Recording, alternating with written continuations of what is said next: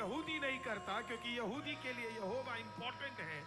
मैं आपको कह रहा हूं, जब आप मसीह है तो आप कॉम्प्रोमाइज्ड जीवन नहीं जी सकते।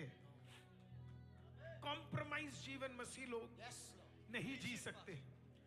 हम बंदर नहीं है, बोले बंदर नहीं है। चर्च बंदरों को तैयार नहीं कर रहा है, चर्च शिष्यों को तैयार कर रहा है। हालेलुया। वो डमरी बोलेगा नाच, तो आप नाचोगे, आप बंदर नहीं हो।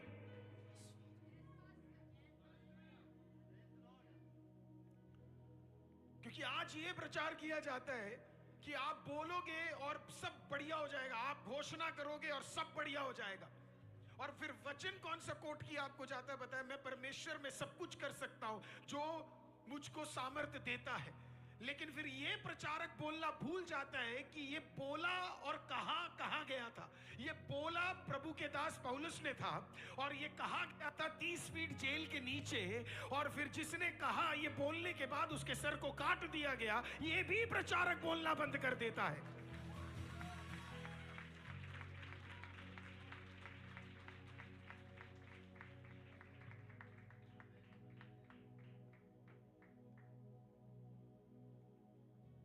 जब एक व्यक्ति शिष्य नहीं होता तो वो परेशानियों में घबरा जाता है, और जब एक शिष्य रहता है तो वो परेशानियों में आराधना करता है। फर्क है, दोनों में बहुत फर्क है।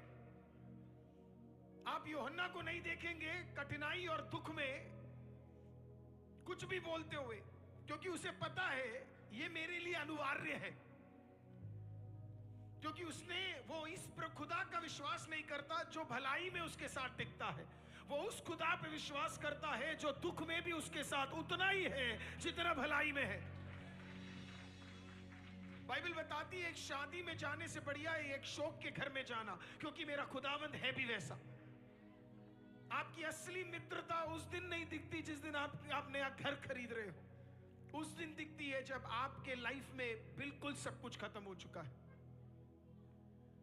तो तब तक कोई दिक्कत नहीं थी जब तक हामान ने सोचा, लेकिन जैसे ही हामान ने निर्णय किया मैं यहूदी को छेड़ूंगा, युद्ध का माहौल बदल गया। बैटल अब जो मोर्देकाई के खिलाफ था अब यहोवा के खिलाफ बदल गया। मैं आप में से कुछ लोगों को आज कहना चाहता हूं, शैतान ने आप तक बात रखी, कोई दिक्कत नहीं था। हालेलुया। लोगों ने आप तक बात रखी, कोई दिक्कत नहीं था। लेकिन जैसे ही आपके खुदा को उन्होंने इन्वॉल्व किया, आपको छूने के उन्होंने कोशिश किया, आपको ठट्टा करने का उन्होंने कोशिश किया, आपके परमेश्वर को उन्होंने नीचा किया, युद्ध का बैटल ग्राउंड बदल गया है। मैं आपको बोल रहा हूं, इस उपवास से पहले तक युद्ध आप लड़ने की कोशिश या उसका स्ट्रेस आप ले रहे थे, लेकिन अब जब आप उपवास में कदम रख चुके हैं, आप खुदा को बोल रहे हैं मेरे हाथों में अब नहीं रहा, ये मैं आपके हाथों में सौंप रहा हूं।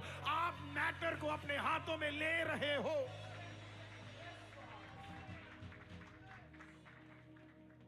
आज आप में से कुछ लोगों को मैं कहना चाहता हूं, मैं आपके युद्ध जानता नहीं हूं, लेकिन मैं इतना कहना चाहता हूं, हालेलुया, अगर आप तहे दिल से इस 40 दिन के उपवास में तीसरे दिन उपवास के साथ आज इस कलीसिया में आए हैं, और उपवास के साथ अगर आप वचन सुन रहे हैं, और उपवास के साथ अगर आप गीत को गा रहे हैं, और उपवास के साथ आप डट कर खुदा में खड़े हैं, और कठिनाई के बावजूद भी उपवास लेकर प्रभु पे विश्वास कर रहे हैं, तो मैं आपको कहता हूं 40वें दिन आप कुछ ऐसा देखेंगे जो आपने पहले कभी नहीं देखा होगा। हालेलुया। लड़ने वाला यहोवा आपके लिए उतरेगा। हालेलुया। क्योंकि उसने युद्ध अपने हाथों में उठा लिया है। He has taken the battle in his hands. यहोवा ने ले लिया है।